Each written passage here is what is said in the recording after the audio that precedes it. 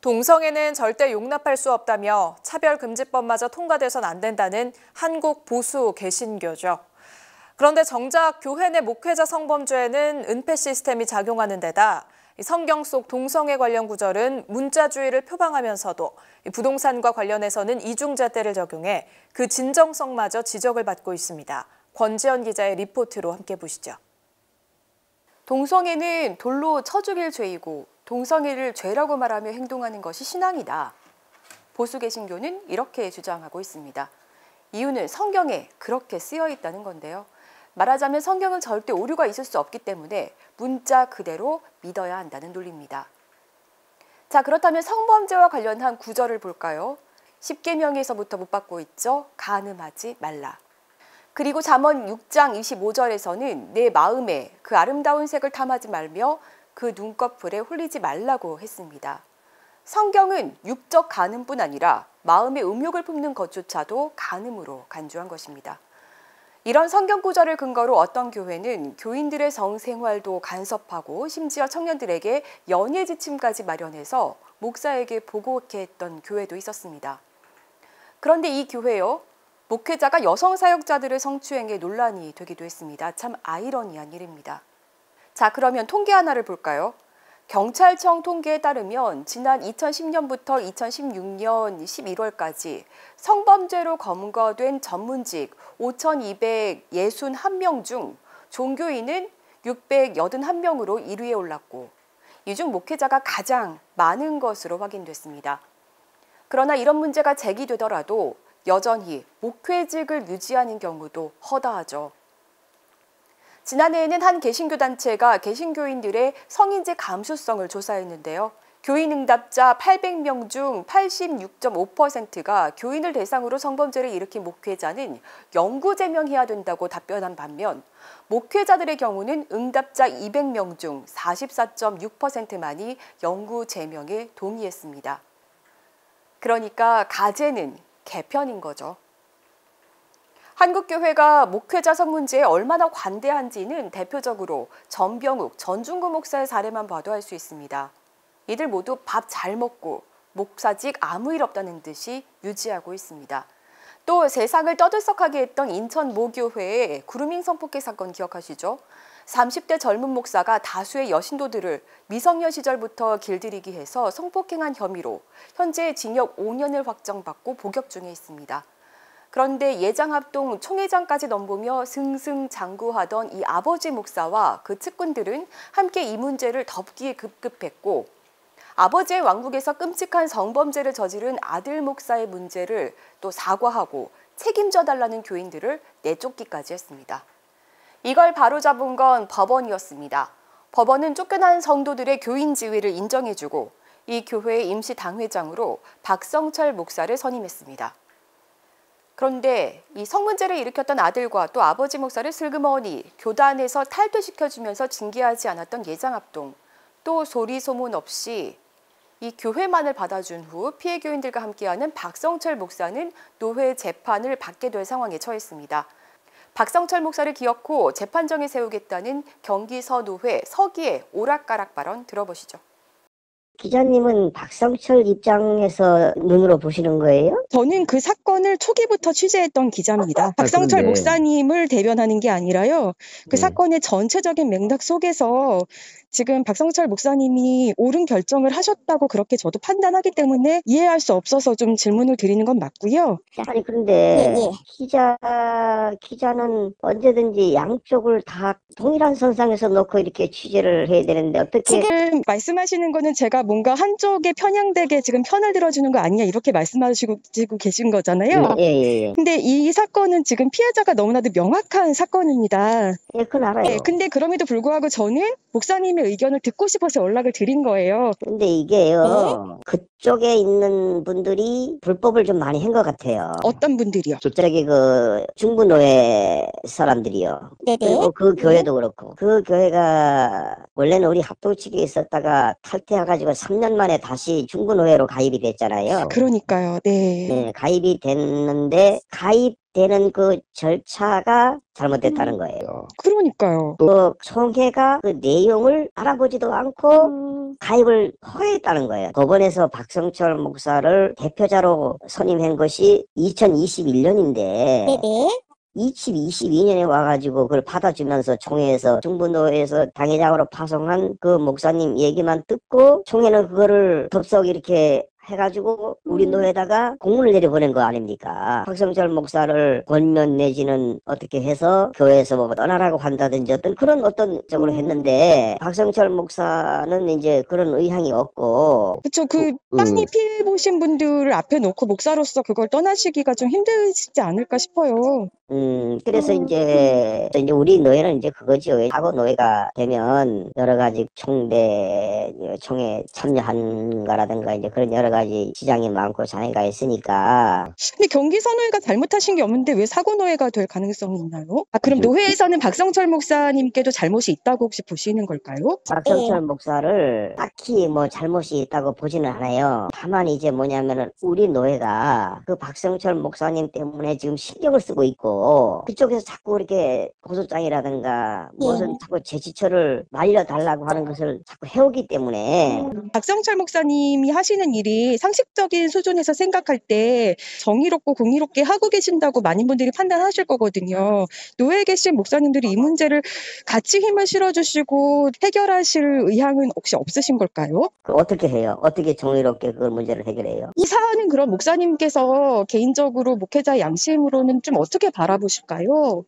근데 제가 제 개인적으로 어떻게 말한다는 거는 좀 부적절하지 않겠나. 최고 좋은 방법은 박성철 목사가 거기서 그쪽 당회장하고 잘 합의해서 손을 떼고 나오든지 그쪽 당회장이 교인들하고 원만하게 해결을 해서 박성철 목사를 그쪽 교회의 담임 목사로 모시든지. 근데 이제 중부노회는 사실 김영남 목사가 아니라 교회를 받아준 거라고 주장하시지만 사실 김영남 목사랑 얘기가 돼서 그렇게 한 게 맞잖아요. 아닌가요? 네. 그거는 내심 그렇다고 우리가 짐작해야죠. 네, 그러니까요. 거기 분명히 눈물 흘린 교인들이 있잖아요, 목사님.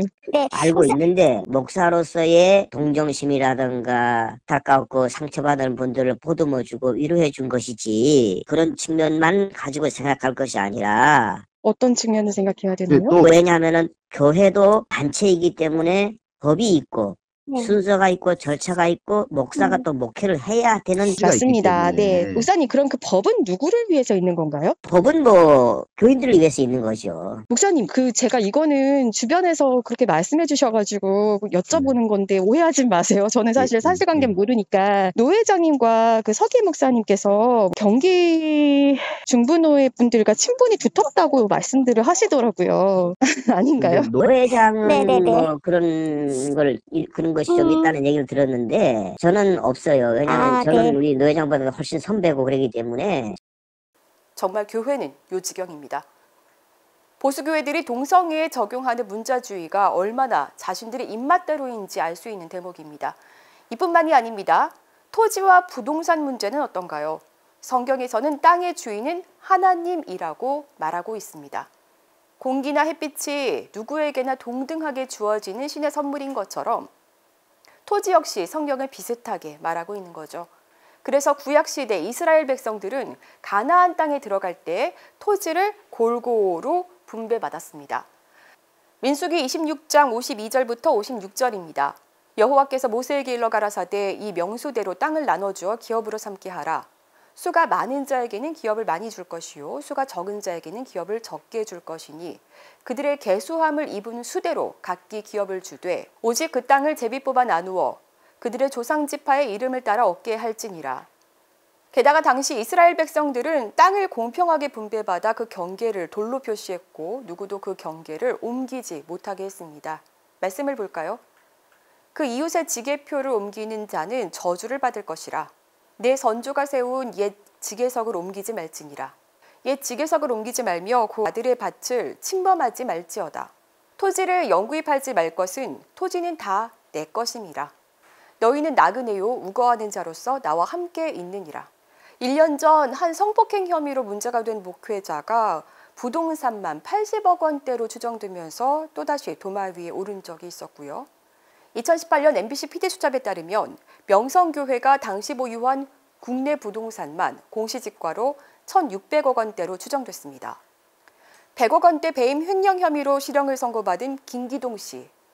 그 역시 부동산 부자로 꼽힙니다. 물론 그는 주요 교단에 의해 정통 개신교계 범주 밖의 인물로 치부되고 있지만 어쨌거나 목사인 김기동 씨 일가는 아파트, 원룸, 오피스텔, 밭, 대지, 건물 등의 부동산을 소유하고 있고 그 실거래가는 172억 원대로 추정된다는 게 언론들을 통해 밝혀졌습니다. 평화나무가 최초 보도한 빛과진리교회도 2014년부터 약 5년간 사들인 땅이 45억 원 규모에 달했습니다. 전광훈의 절친 장경동 목사도 빼놓을 수 없습니다. 중문교회는 2012년 중고 자동차 매매단지인 오토월드 주차장 부지 14,250평을 약 200억 원대에 사들였던 것으로 파악됩니다. 이후 중문산업을 세워 상사들로부터 주차장 임대 수익을 알토란같이 챙겨받으며 상사들 간의 갈등도 모르쇠로 일궈냈는데요. 지난해 이 부지를 약 600억 원가량에 팔았다는 소식이 들려왔습니다. 이 밖에 재정 상태가 좋지 않은 교회를 인수하는 형식으로 지교회를 늘려갔는데 현재 지교회만 9곳으로 확인됩니다. 1998년 대전시 지적동 토지 1,500평을 구입하면서 대대적으로 건축 헌금을 독려했지만 교회는 짓지 않았고요. 2003년 8월 25일 충북 옥천군에 토지 5만 3천여 평을 구입했는데 교회 연역에는 중문 에덴 동산으로 표기되어 있습니다. 그러나 이곳이 무엇을 하는 곳인지는 여전히 알 길이 없습니다. 2018년 10월에는 대전시 유성구에 있는 애니멀파크를 장경동 목사 본인 명의로 사들였습니다. 이곳에 기독교 박물관에 건립하기 위해 구상 중이라고 했지만 이 역시 사실상 감감무소식입니다. 2016년에는 아들이 신무하는 세종시에 부지 2,500평을 100억 원 규모에 사들여 건축을 시작하면서 세습 얘기도 끊이질 않았습니다. 이런 그는 부동산 투자는 성경적이라고 주장합니다. 과거 평화나무의 통화에서 차별금지법 반대에 대대적으로 나서겠다고 한 장경동 목사. 부동산과 관련해서는 이같이 말했습니다.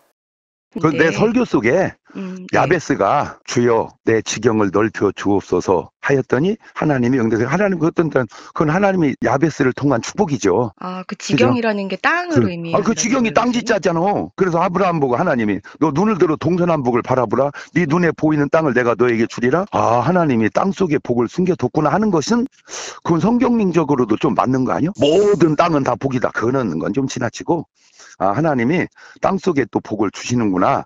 야베스를 통해서도 아브라함을 통해서도 그거는 부분적으로는 맞는 말 아니에요? 성경적으로도? 심지어 부동산 투자에 능한 강사를 불러 교인들 앞에 세우기도 했다는 증언입니다. 땅 관련해서는 교인들이 어떻게 좀 보세요?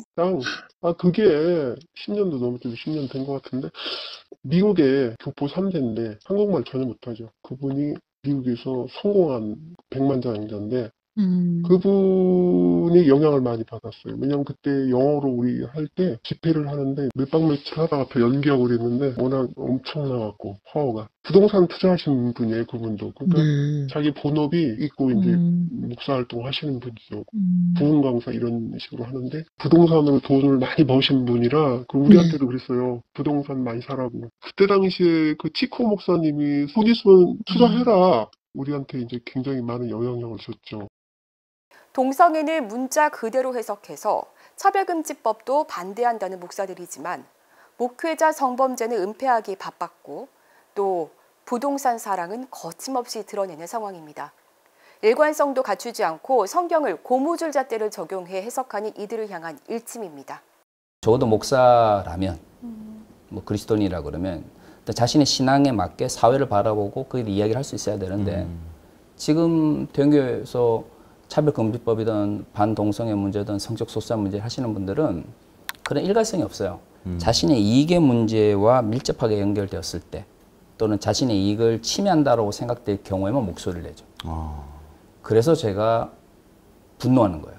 네. 그러니까 자신의 이익을 자꾸 성경의 이름으로 포장하려고 하고 그러니까요. 자신의 욕망을 자꾸 하나님의 명령으로 자꾸 포장하려고 하는 거죠. 근데 그걸 가만히 바라보고 있으면 기독교의 가치가 왜곡이 돼요. 다 자기네 이속을 위해서다. 여성 안수도 반대다. 뭐 성경적이 아니다. 다 그래놓고 세습은 또 하잖아. 그러니까 그게 뭐냐면은 요즘 검사처럼 선택적 판단하는 거 아니에요. 힘 있는 자가 결국 경우고. 예수 그리스도께서 만약에 기득권자를 위해서 그 당시에 잘 나가는 종교 지도자들, 바리새인들을 위해서 좋은 얘기하고 그들의 이득을 위해서 얘기했다 그러면 십자가를 지셨겠냐고요. 그러니까 예수님은 한마디로 말하면 그 시대의 기득권자들을 향해서 그리고 또 특히 종교 지도자들 자신들이 하나님을 참 잘 믿는다고 하는 그 자기네들의 잣대로 늘 약자나 여성들 이렇게 정죄하고 죄인으로 낙인 찍는 이런 사람들에게 예수님을 항상 잉엿을 날렸잖아요. 네. 그러면서 십자가에 죽으신 거 아니에요. 그들의 손에 의해서. 네. 그러니까는 오늘날도 교회가 핍박받았다는 얘기만 잔뜩 하고 맨날 초대교회 얘기하는데 그 힘의 논리와 자본주의 논리로만 작동하는 이 한국교회를 어떻게 하냐고. 지금까지 평화나무 뉴스 권지연이었습니다.